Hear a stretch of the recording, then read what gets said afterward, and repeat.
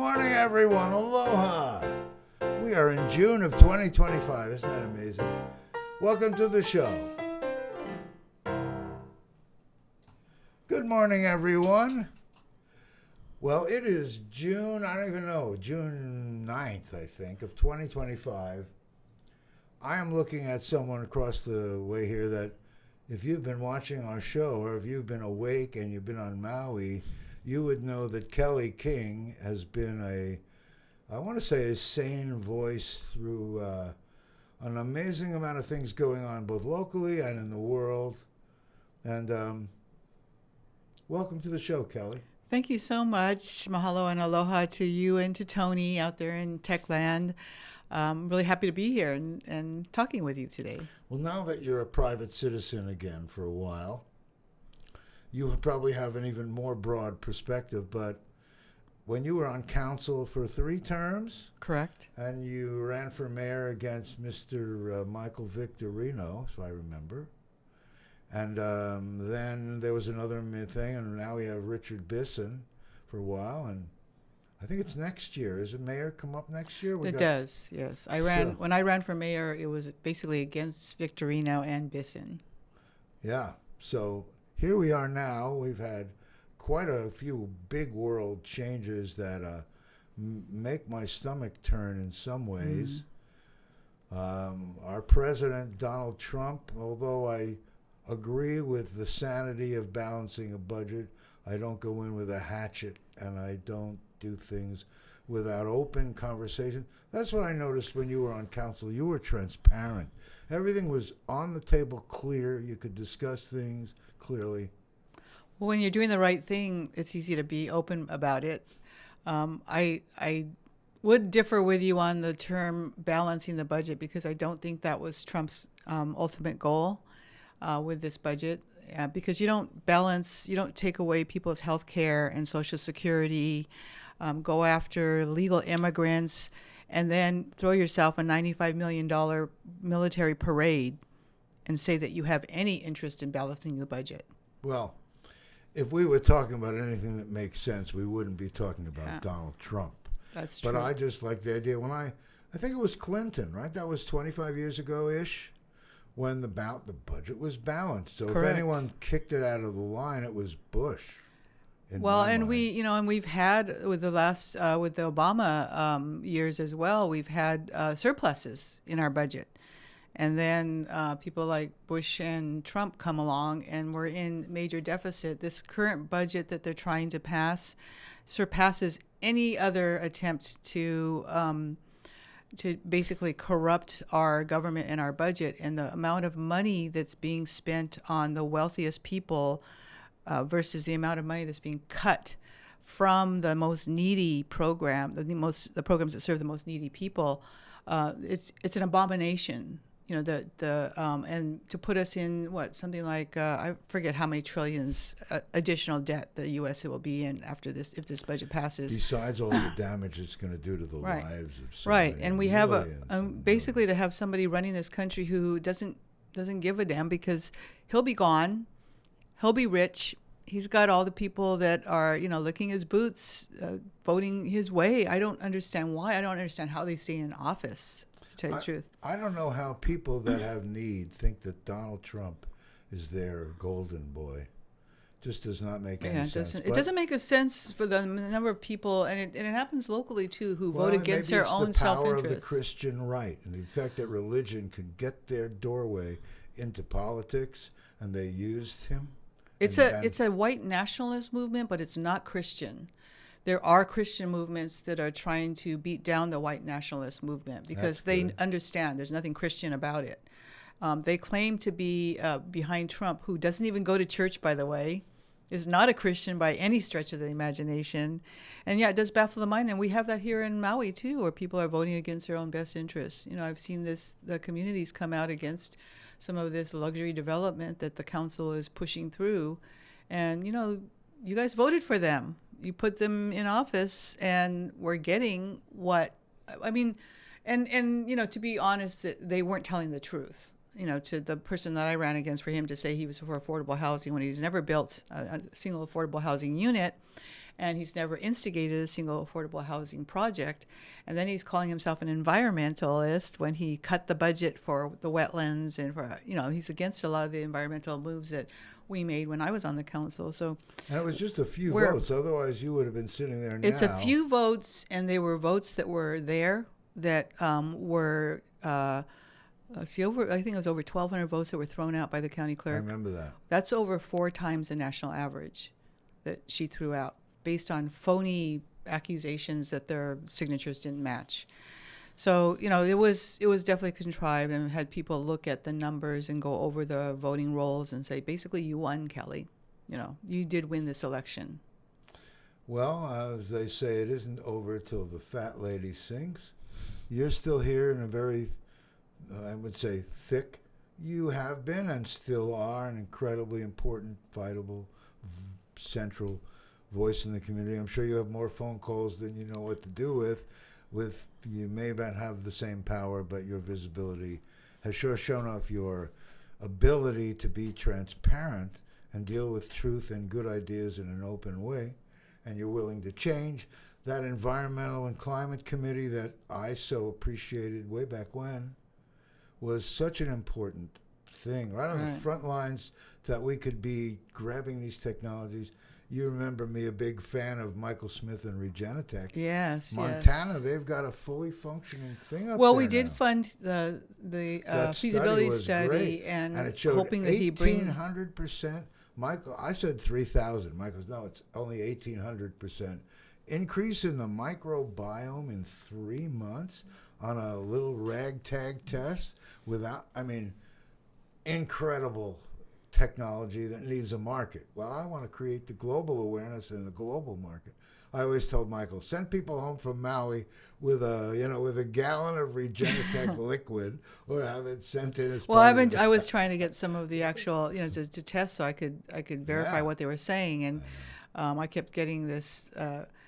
It's hard to tell. Well, I was being told it was going to. You don't know. Well, I was being told they were going to charge me $5,000 or $10,000 just to get a sample, and I can't do that. But you accomplished the most important piece.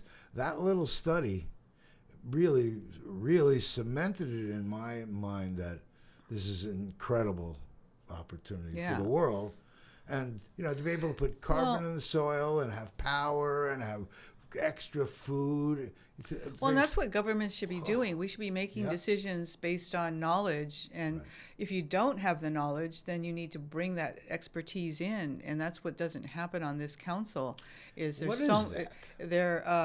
to be extremely aligned with the developers who want to put luxury housing all over this island, with only a smattering of affordable. I mean, I think it's an abomination to say this is an affordable housing project, Wailea 670, when it's going to bring us 20% or less of affordable housing, and most of it's going to be luxury housing, and trying to tell us that you're not going to get affordable housing unless you take the luxury. When I was on the council, we started and finished 2 affordable rental projects that were for the lowest AMI, the folks making $25,000, $30,000 a year could get a 2-bedroom apartment for $511 a month. That's awesome. And we finished those projects when I was on, and we started other ones. I have a list of I think 6 or 7 projects that we were either started when I was on the council, or I actually instigated them, and they're 100% affordable. So it shows we can do 100% affordable. Why is this council settling for less than what our people need?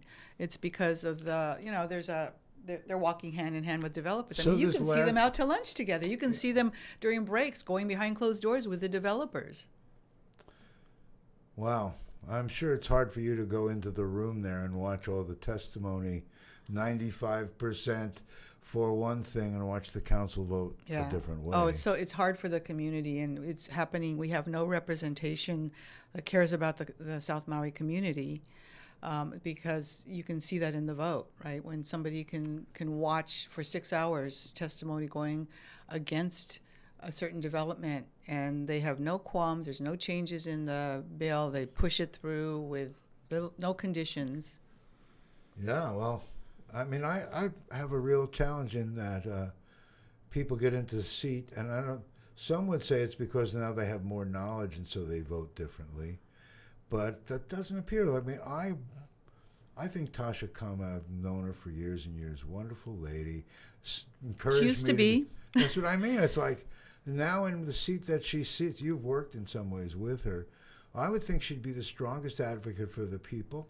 They got their hooks into her early, Jason, and I mean, we watched it. The developers, the corporation council, they'd take her to lunch. They'd go have meetings with her in her office. The conservative members on the council would form coalitions, even though that's illegal. And so I think from day one, the more progressive council members watched it happen. Within 3 months, she was not the person that was elected to office.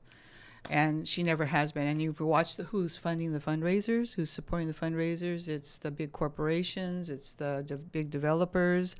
They're making her life is very cushy.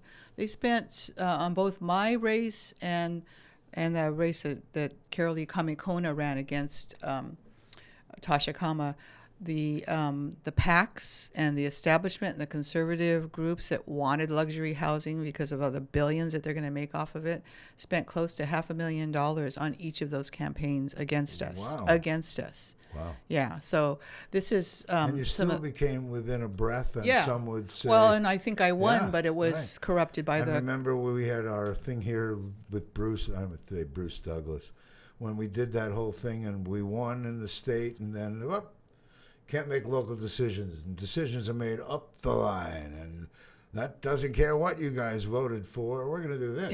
Yeah, that was that's the GMO movement. That was like an amazing thing to see. It was an amazing thing. I was on the mainland. I mean, I voted before, but I was on the mainland taking care of my elderly father when that vote happened, and I remember going to bed thinking that we had lost and waking up and realizing we had won.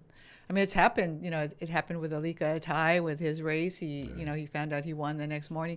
So there's the will of the people, and then there are things that are happening to quench that will, and it's ongoing. Some of it happens during elections to quench elections and make sure that the powers that be keep control of our council, and some of it happens on an ongoing basis, which is what's happening right now. When you see all the testimony going one way. I mean, some of us, we're trying to encourage people to keep testifying. And really, people who should know that even if your voice doesn't matter to our council, it matters to our community.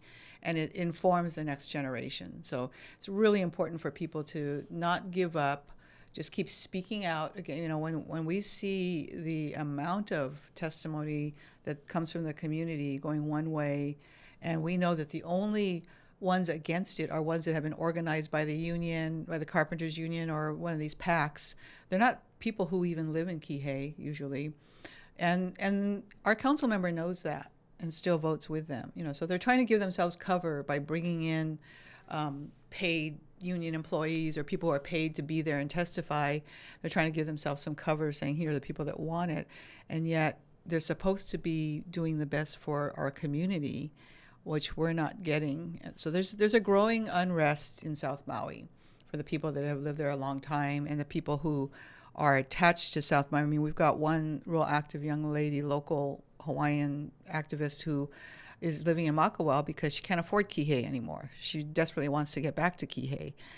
So there's not, when you see people testifying for South Maui, they're usually people who have either lived there or have worked there, or want to come back to South Maui. They're not. Nobody who's testifying for truly affordable housing is getting paid to do that. Well, and they're all local people that have lived here, many of them their whole lives, and have seen Maui become unaffordable, and a transition from a local place that a family would go on the weekend, and now they find a hard way to find a parking space. Well, yeah. Except this week, because tourism is down. Well, isn't there there's a travel ban because of our president who thinks this is the best thing? I mean, everything is an attack on his enemies, so we all know that. But what he says to the people who actually believe what he says is, we're trying to make it safer for you. Well, everybody who depends on tourism, which is more than half the country, for their job or for their business, is suffering right now. And all of our businesses are challenged. I mean, when you go out and you're in a restaurant for an afternoon or Oh an yeah, there's evening, no service and anymore. there's less employees, but Yeah. there's also less customers. Right Yeah. now, it is I don't know how they tell us 20%. I don't know how that number could be possible. It's more like 80%. People I know that own condos, that not only do they tell you they've cut their monthly and the daily rates so down that even if they got full, but they're not full, they are stuck in a real crisis. Which, I mean, the real estate thing's going to happen. We don't know exactly whether the buyers or sellers, it's going to be interesting to see how it plays out. But we have a real crisis. Yes, we do. When we don't have luxury housing and we don't have that revenue, and you want to do affordable, you got to make a plan. I have a plan. I don't talk about it except every time I breathe. But I have no. You know that thing about power. That's why I asked you that way. If you have an idea and you go to Miss or Mrs. X, but you're not on council, do you have as much attention from a group that backs one of those developer groups where you can say, look, we'll give you a way to do this where you can have your cake and eat it too. You want that one? Well, listen, at least listen. But do you have that kind of an ear of a developer? Maybe. I do, with a couple of particular developers who actually care about the community. I mean, when I was sitting through the really shattered process of the community plan for South Maui, I mean, it was almost a joke of a process in the beginning because it was changing venues all the time. They weren't doing virtual accessibility, even though all the other boards and commissions had it. They were giving us lame excuses for why they would have to cancel or move it or change the time or whatever, and then you had to be there. So of course all the development side was there because they get paid to be there. The citizens, no, we can't show up at dinner time when we're raising families and trying to get ready for the next day, and you won't give us virtual accessibility. So that was a hard fought thing. But the other part of it is we need citizens to stand up for the community, and the people that we put on that CPAC, while we appreciate all the work they put into it, would not stop the process until it was correct. I kept asking them, stop meeting. Just stop meeting because you don't have a consistency in virtual participation. We don't have a South Maui. We didn't have, for I don't know how many years, we didn't have a South Maui member on the Maui Planning Commission. And so we were trying to get them to stop their process. We just had so little representation, and the process kept moving ahead because, basically in our county government, our planning department is not a planning department, it's a development department. They should call themselves the permit department because all they do is give out permits to wealthy developers. That's basically what they walk hand in hand with them. So I watched, when I was going through that process, I watched the process not work. I watched the people that were, the couple of people who were trying to stand up for our rights in South Maui, people like Daniel Kanahele and Cody Nemeth, try to make try to give an opinion and say what should be done, and be totally ignored by the other. And everybody was the South Maui resident. So we had a couple of people we put on there that we thought would be advocates that, didn't take them too long to start supporting the developers. And so while I was watching, and the developers were given an opportunity to make presentations to that committee, whereas none of the environmentalists were invited to come. And when I challenged that to the chair, and I said, why aren't you inviting the environmentalists to come so we could talk about the wetlands, so we could talk about preserving the turtle hatchlings and things like that? Well, they know where we are. That was the answer I got. They know where we are? Yeah. And so the answer was, since the developers reached out and wanted to do these presentations, we're going to let them do it. But since the environmentalists didn't bug us in the same way, they don't get their time at the table. And I'm thinking, well, the developers are doing it because there's money in their pocket. So of course they're doing it. You have to realize these. You have to be in a position to realize these things and stop the bad acting. The bad actors. So part of what, when I was still on the council when the CPAC started, the Community Plan Advisory Committee, and so I was trying to give them a lot of advice about how to run the committee, because this is a community committee. This is not the Planning Department's committee. This is not the Planning Commission's committee. It's the CPAC committee. They're supposed to support you. The Planning Department's supposed to support you, but you're letting them tell you what to do. Right. If I was the chair of that, I would have just said, we're not having any meetings until they're virtual. and then we can go forward, and other things too that happen. So that was really disappointing, and it's part of the history of Maui that I think we had set aside for 4 years when we had a progressive majority on the council. We actually started looking at what was best for the people and what the people wanted and needed, and getting the votes for those things.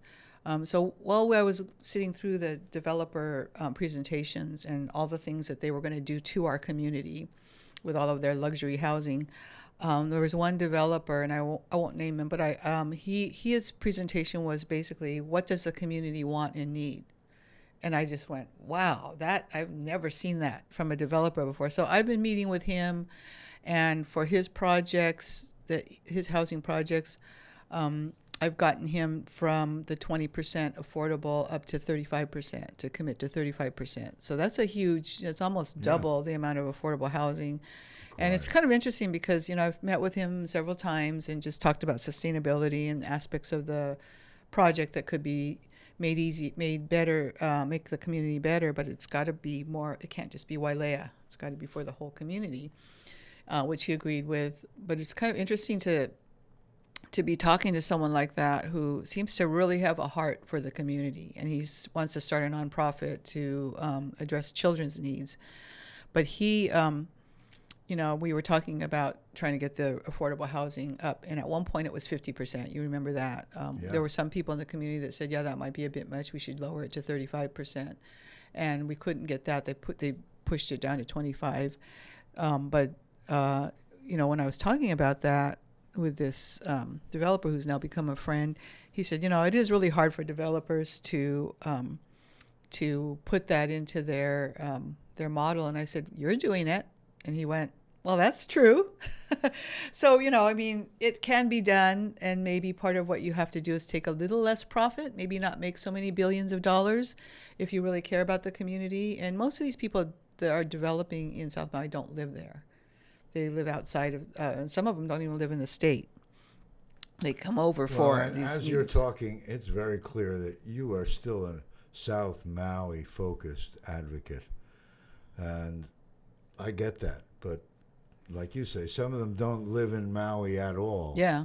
And it's nice to hear a developer thinking to broaden his vision from only Kihei, right? Or people now, when they think about, we had a crisis in Maui, Lahaina is only part of Maui. All of Maui has suffered. All of Maui was affected by that fire. All of it. And all of us are concerned. Affected? If you lost your place in Lahaina, if you were close, I know so many people that are massively affected and aren't getting help now. Yeah. So it's created tears in homelessness now. And I honestly think that had we had a more the progressive council that we had before, we would have had a lot quicker help for West Maui, and more involvement and more attention to the testimony that was coming in. Because this council, not only do they ignore the testimony, but they try to shorten it. They don't want to hear what we have to say because they already know how they're going to vote. I saw that in the committee, Tasha Kama's committee, her housing committee, when she first brought up the Wailea 670 project. And then she proposed cutting our testimony to 2 minutes from 3 minutes. I saw 2+1. That was today. And is that what you're talking about? Yeah, and the 4 others were like, no, you give these people the 3 minutes that they deserve. Well, it was basically, they didn't mouth the words, but this is what they were saying was, we know what they're going to say. We're not going to listen to them anyway. So why should we have to sit here for 6 hours?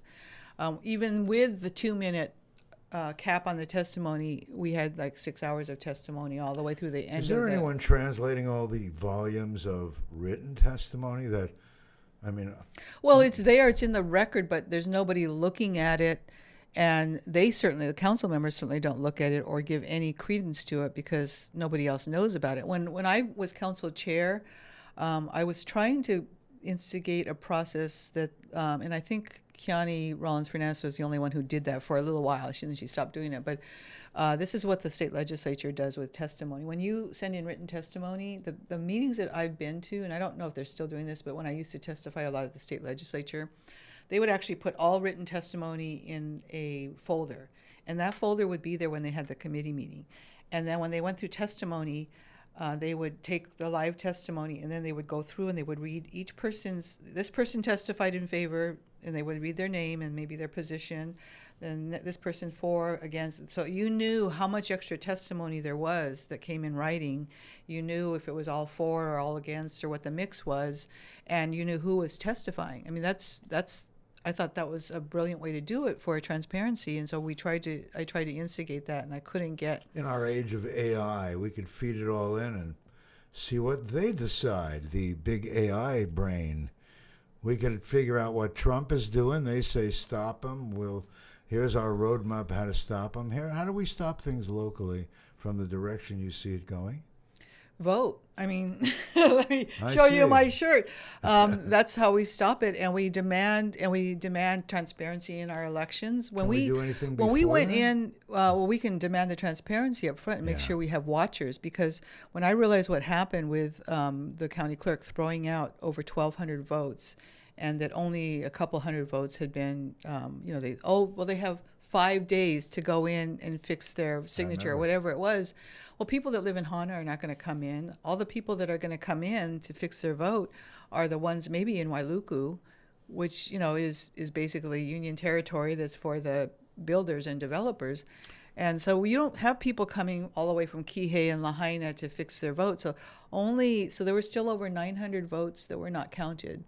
And when we understood the date that they were going to actually count the rectified votes, what they called cured ballots, we tried to get in to watch the counting. We were not allowed to, even as a candidate.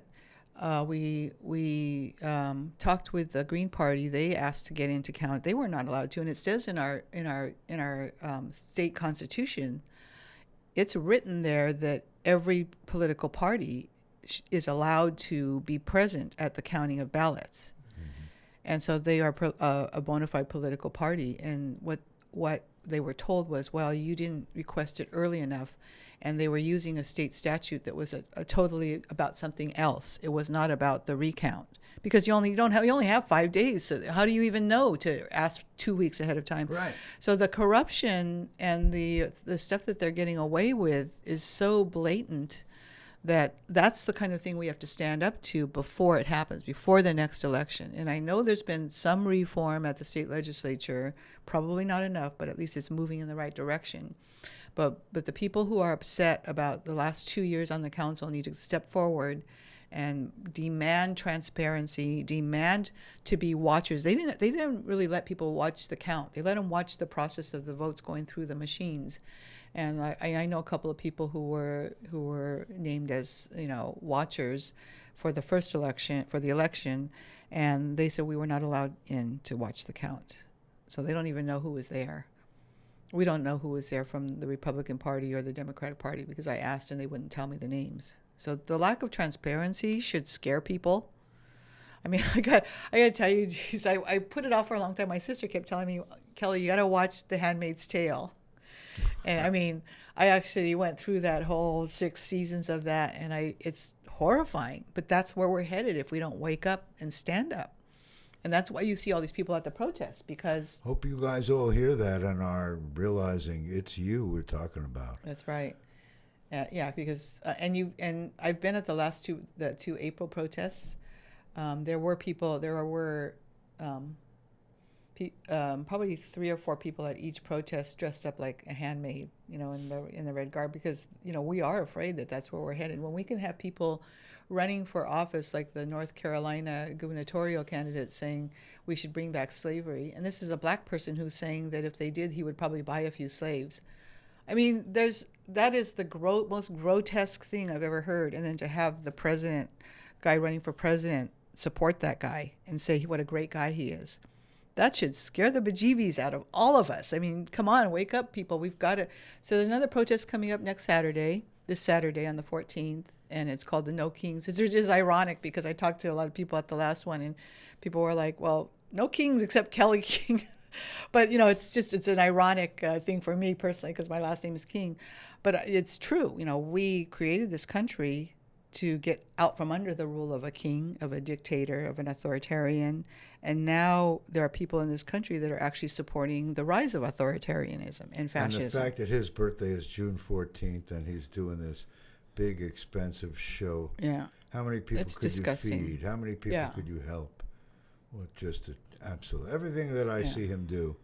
There's not one good thing. There's not one good thing that he's done. Well, it's scary that the troops behind him. I'm more concerned about J.D. Vance than I am about Trump, because I don't think that J.D. Vance has quite the communication skills. Well, I'm which is good actually, because the communication skills. Look what they've helped Trump do. You know, he's the corruption in our federal government and the corruption on the Supreme Court. I mean, that's what's happened. So I think I don't like either one of them. No. And it would be interesting to see what J.D. Vance would do as vice president, because, you know, both of them have immigrant wives, and, you know, they're saying they want to get rid of all immigrants, legal and non-legal. Both their wives are immigrants. Elon Musk is an immigrant. I mean, all the people that the hypocrisy in the federal government is so blatant that it's hard for people like me, who have always stood up for people's rights, to understand how anyone could vote for that and still be, how he could have any sort of support left after the things that are happening. And, you know, you read stories about, and it's like, I think he's glorified greed and self-centeredness. And so you see people saying, well, as long as they don't get rid of my immigrant gardener and the guy, my housemate or whatever, then I'm good with it. Well, that's what I'm talking about. It's coming for you, dude. You know, how do you think that that's okay? You know, and maybe it'll take for you to have your Social Security cut, or you try to go to the doctor and you have no Medicare or Medicaid. Maybe that's when you wake up. But look at all the people who are, you know, even if you don't need those things, look at all the people who are dependent on it, and the number of lives that are going to be ended or made miserable by the lack of health care, the lack of, I mean, people have to decide between their medicine and their food, because they're not getting. And that's so clear when we're saying that. It's almost like, how could anybody who is a living, breathing human being not care about other human beings? And then you think about the all of this heartache and destruction, and then all these fat cats sitting back. I mean, God bless Bill Gates. I just read today that he has pledged over $200 billion to U.S. aid in the next 20 years of his personal money. So there are some people that are stepping up in a big way, and I know that there's although there's no accountability to it, but there is a list, a millionaires and a billionaires list of people, of those folks with that money that have pledged to give at least half of their wealth away in the next 10 to 20 years. I don't think there's anybody there's no donation police that are going to come in and take them to jail if they don't do it. But, you know, the fact that people are stepping up and saying, it looks like the private sector is going to have to take over for the federal government. And then, you know, what should happen then is we stop paying taxes, because we're going to need those taxes to help our neighbors out, to help ourselves out. Why are we still paying into Social Security when they're trying to get rid of it? I mean, Social Security and this bogus thing that Elon Musk said about it being a Ponzi scheme. I started working at 10 years old before child labor laws were in place. But, you know, it was for my dad's nursery, so it was, you know, I think I was making 50 cents an hour back then. But I've been paying into Social Security my entire life. This is not a Ponzi scheme. This is give me back what I put in. And if you want to cap it at whatever you put in, that's fine. But give it back with interest, because I've been paying into that for, you know, 45 years. Since you were 3. Yeah. and most people have. This is our money. It's not the federal government's money. And I know, I mean, I'm pretty sure that when they try to cut it, and I'm saying when, because that's what's in this stupid bill, this big ugly bill, as Jill Takuda says, when they do try to cut it, they're going to have a major class action lawsuit on their hands. I mean, it should be the entire country suing the federal government for our money, to get our money back. You know, we can calculate how much money we've put in. So I get that calculation. I mean, I just went on Social Security early because of what Trump was trying to do. So I've been on it for a couple months. but in the calculation, you will get a list of how much money you made every year and how much you paid in to Social Security. It's a whole thing they give each Yeah, time. it's personalized. And, if they do nothing else but give us that back with interest, I mean, they don't have to go beyond that. I don't care. I'm not going to live that much longer. I mean, I'm not going to live 50 more years, I don't think. But, if they can give us what we're due with the interest, because we've been living without that money, we could have done a lot of things with that money had we had it, then I'm okay if you want to just say, okay, you get this much and this much per year till this year, and then you're done. I'm fine with that. The thing that I don't know how to translate is the fact that inflation, I mean, the money we put in was old money. Now, a house that you could buy for $70,000, you built this 3,600 square foot house in Maui Meadows for $70,000, and now it's worth $2.2 million, and the land is worth $1.7 million, and you can blow the house down. Who can afford that? I mean, how do you compare those dollars? So your Social Security money is based on the actual dollar you put in. You talk about how do you calculate with everything. No one's going to get paid back what they deserve. No, I mean, everybody, I think they're having people who have probably, because once you get on Social Security, there's no end to it. So it goes till you die. So I think there probably have been some people who have gotten more out of it than they put into it. But fine, cap that if you want. Just don't cut those of us off who have put money into it. And, for me, I could probably do for a while without Social Security, but I want that money because I use it to make donations and to help other people. And we're going to all need that money. Everybody who could afford to should be putting some money aside, because we're going to have to help our neighbors. We're going to have to help the people that are going to be hurt the hardest. And part of me wants to make them first answer to who they voted for.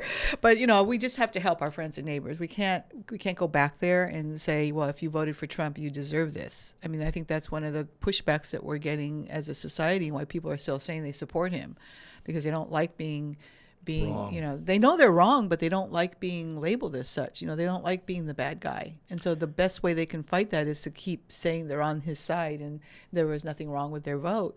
And when they know there was, that you could look around, you could go to any one of your neighbors and see what they're going to lose if this bill goes through. Well, I can hardly believe that we're still even trying to talk about it to get them to not vote for it. It is, you can't, no matter if you're liberal media or conservative media or anywhere, everyone is talking about how this is going to be like a knife, a knife at your throat, and it's destroying us. I've heard nobody's really supported. And you hear some of the Republicans who voted for it in Congress are now saying they wish they hadn't. They didn't read the damn bill. They didn't even know what was in it, and they voted for it. I mean, how irresponsible is that? And no, you don't get to go back and say, well, vote for me again because I wish I hadn't voted for it. No, you did the deed. You get thrown out. Same here in Maui. Yeah. Right now, the issues that are going on here, you bring up South Maui and housing. Right now, that issue about whether this list of short-term rentals is going to be turned into long-term rentals, and how it affects our economy and how it affects our people is as current as right now on the council. And unfortunately, the people who are making the decisions don't have all the knowledge of how this is going to affect everything. I mean, they're going back to people who did studies 5 years ago and paying them $300,000 to do a study. I know. And you brought up the thing about developers with a heart. I'm glad, because I hope to think that I don't know if we could do money. Does money represent a developer? If we can raise enough money and have people that are of the right frame of mind, that do have the ability to do this, can't we do an alternative housing fast track? I've never seen anyone push the. We can. No one's pushed the limits on. I did that, Jason. And then it's cut off. When we got those two affordable houses, it was basically a little over 2 years from start to finish for each of those projects.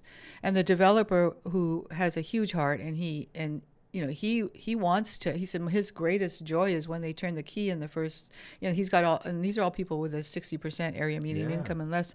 So when we got the first one done, and he was telling me, "Wow, Kelly," because he asked me when I found him trying to do this project. He's a great example. And I asked him, "If we can raise the money, go ahead." I was well, going to say. well, I asked him, to come and to when he told me what he wanted to do, and he said, "Well, Maui has a really bad reputation for being hard to build in.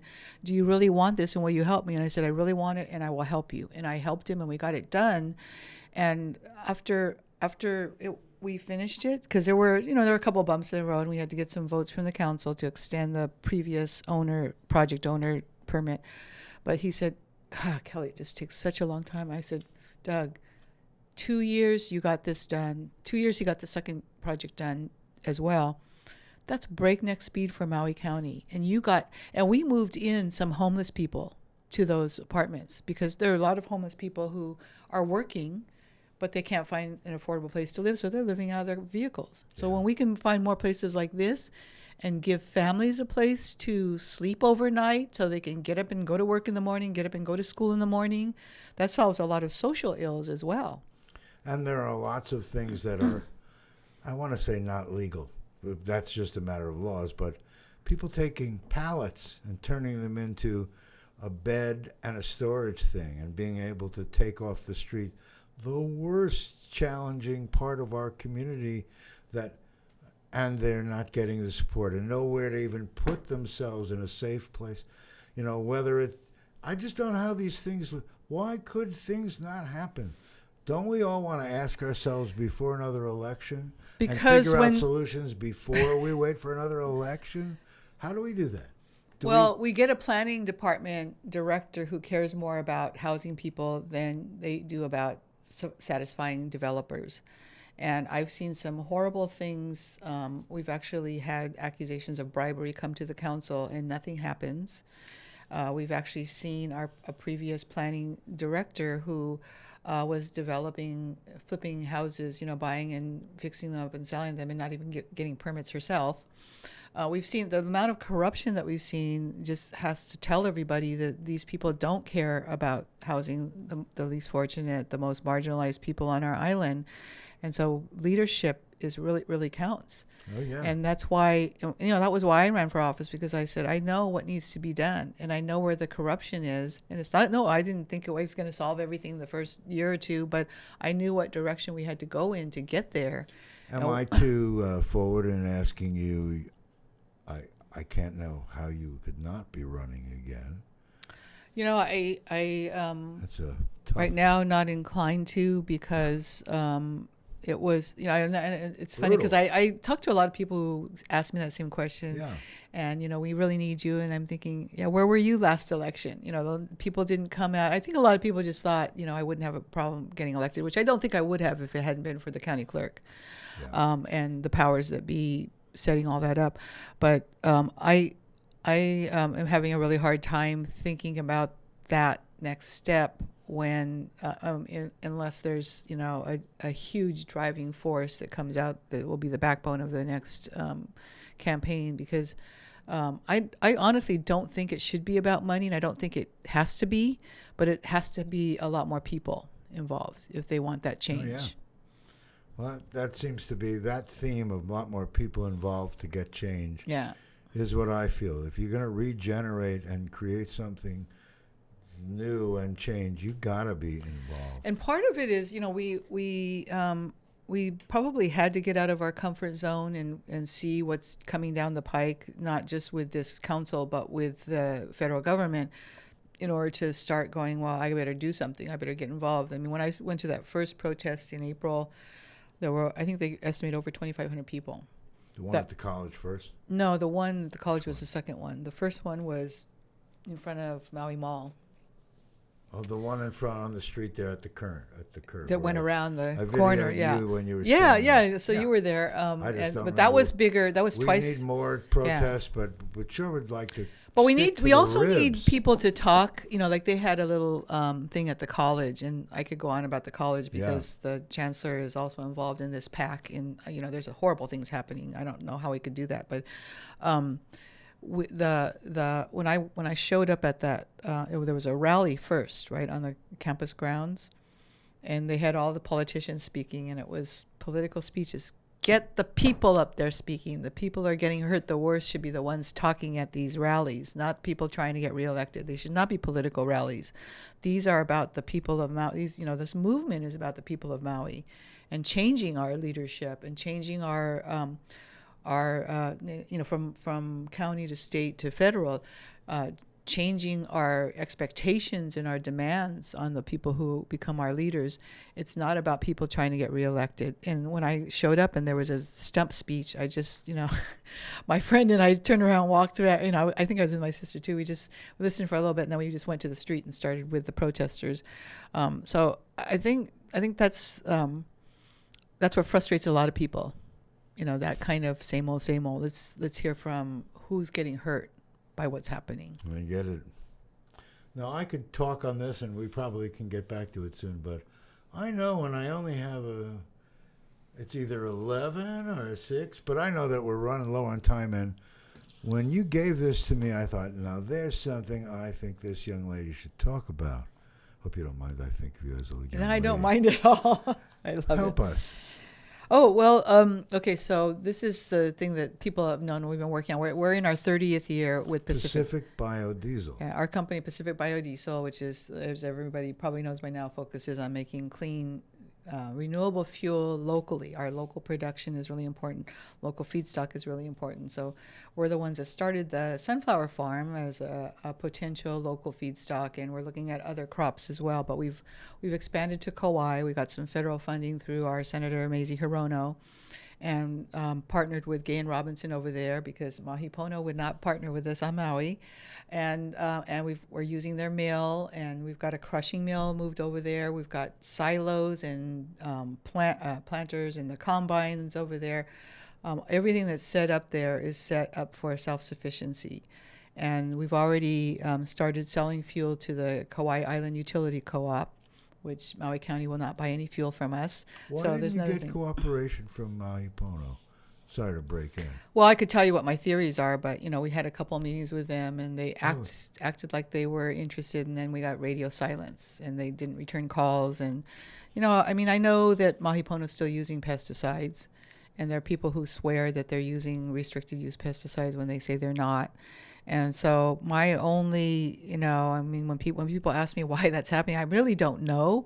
My theory is that we don't use pesticides or herbicides, and they don't want us on their land because we might spill the beans on what they're using. That's the only thing I can think of, because this project would have been so good for Maui, and we were so wanting to have it here because we live here. So Shan Tsui, I think of him as a local We met with boy. Shan twice, Yeah. and he acted like they wanted to work with us, and then we heard nothing more from him or anybody he told us to contact. Shocking. It's only shocking because, like you say, it takes someone good. I don't like to condemn Tasha, but I can't tell, except by votes, that somehow there's a disconnect. And yeah. You told me. Well, this what we're doing here is using local regenerative agriculture. First of all, proving out regenerative agriculture, proving out locally produced renewable energy. It's the only renewable firm power in the state of Hawaii that's made here that we can count on. Because if the wind doesn't blow and the sun doesn't shine and the rivers don't run for hydro, geothermal is firm power, but it's in a very specific location. You don't have geothermal across the whole state. So this is something that we can deliver to everybody. Reliable biodiesel. Firm power. Reliable really firm important. power. So what we're trying to make people understand is that every acre where we can grow sunflowers or safflowers or whatever, the great thing about biodiesel is you can grow any oil seed, and that will make biodiesel. It doesn't have to just be one thing. The macadamia nut industry, something attacks the mac nuts and the whole industry goes down. The coffee industry, when the coffee berry borer hit the coffee industry, they struggled. Biodiesel can be made out of so many different things that if we've got viable agriculture, we can keep growing it, and we can grow food as well. So our model is food and fuel, and we're making not just the biodiesel out of the sunflowers, but we're also making culinary oil. So that's one piece that was missing for the farm to table, and that was one of the things my friend Danya, who's now Danya Novak, used to publish, the Edible Hawaiian Islands, told me, that's the one thing that chefs can't get. They have to get off the mainland. So we are supplying like Mama's Fish House. buys our sunflower oil and our macadamia nut oil to cook with. I mean, we've got restaurants all across the island using it. Great to hear. And it's local. It's part of the whole farm to table experience. See, and then we get it back and we make it into biodiesel after 2 years. When I'm thinking of what triggers in my brain, regeneration. I'm Regenerate Maui because I have the same vision. And I realize that little climate committee that insisted and helped Michael Smith test and show that taking green waste and turning it into a supplement to help things grow better and power, and that all of our storage of power is in our fields. Same concept. See how all these great things need attention. And it's local. It's something that can't not be stolen from us. Incredible. Because we're farming. It makes our self-sufficiency more than ever before. It really punctuated one of our first messages when we first started Pacific Biodiesel, which was, we made a bumper sticker. It was copying one of our customers who was an ex-Marine, who was a former Marine, and he was running on biodiesel. He's running his Hummer on biodiesel, and he had a sticker that said, "Biodiesel, no war required." And he had his Marine sticker right underneath that, showing that, just because you're in the Army doesn't mean you like war. Right. And people like him know what we were fighting for. We were fighting for somebody else's oil, when we can do all this ourselves here. See Maui? We're a local show, but that's because we come back to the most important thing we can do is be participants in the change. Kelly King is one of the examples of what it means when you believe in something, and you're recruited because of your passion, and then you go from a school board rep to a this and a that. And when I hear you speak, your knowledge and the scope of what you're doing complements what you do in private industry. You're the real deal. It's called walking the talk. I understand. I mean, that's why I so appreciate you. Thank you. Like I said, I picked you. It was Saturday, and I was looking at a situation. Anyway, you'll hear, and I suddenly, who's the most important person that isn't in the government that I thought just would talk about things that are real? I won't mix politics, because you don't mix what you just spoke about. Do you see the passion she shows when she talks about what she does? Don't we need that, all of us, to be working together in ways that show the world that with your involvement or not, we hope you'll come back in droves and help make our economy get really buoyant again. But wouldn't it be nice if we can do it ourselves? If we can do it ourselves, and we've got what a beautiful there's thing. So many, there's probably most of our fuel right now goes to power generation, but it's in trucks and cars, anything with a diesel engine, boats. It's in some smaller aircraft. I mean, it's any diesel engine that can use it. And so what we're trying to do is create something that isn't going to be 10 times more expensive because it's local and it's natural and it's organic. This has been the history of products in the U.S. is that it's always cheaper to get something that's poisonous or made with petroleum or comes from China, and we should be doing stuff ourselves. I agree. Well, only reason I did that, if it says 52 seconds or is it 10 minutes and 3 minutes and 40. Look at this. Look at it. You see, this is not 3 minutes and 42 seconds. See, this is instead of glasses. I've created my own. So we have more to talk about, and so I hope you'll continue to want to come back to. Sure. Because this is a showcase, I think, of public access television, and Akaku and KKU radio perform a vital service in our community. And they don't get the respect and attention. No, they don't. I testified at the hearing when Spectrum was trying to come in here and take the funds away from, and I was on virtually. I so wish when I saw everybody else who was there, it was basically the who's who of the good people on this island testified at that hearing. If you wanted to know who was doing something good and true and who supports local and who supports the people of Maui, you needed to be in that room or at least at the hearing. Fortunately, I was there. I mean, I don't know how to not be there, and I've been very happy to be. I'm not part of Akaku, but I'm a user. I use this to be a platform to put out some truth in an unbiased way and show that love can work and cooperation and doing things outside the box are the way we're going to change the world. Just don't think that because some structure is giving you what they think, that you can't just fool them by coming from a loving, giving, cooperative place. We're in Maui. We could do it here. Let's be the example to the world that we always wanted to be. Maybe the time isn't quite what I had in mind, but right now we have an opportunity to be a showcase for the world. Well, and we don't have a choice. We have to do it, or we will perish. We will perish under this administration, and perish in the sense that our lives will be 10 times worse if they do what they're trying to do. Right. So again, I like the national issue, but our local issue is as important, and for you who live here, it's even more important. But that all goes in one. I hope we have visitors and watchers from all over the world.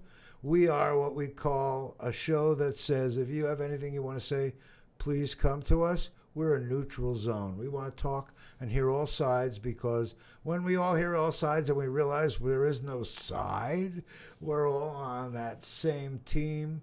That's the message of this show.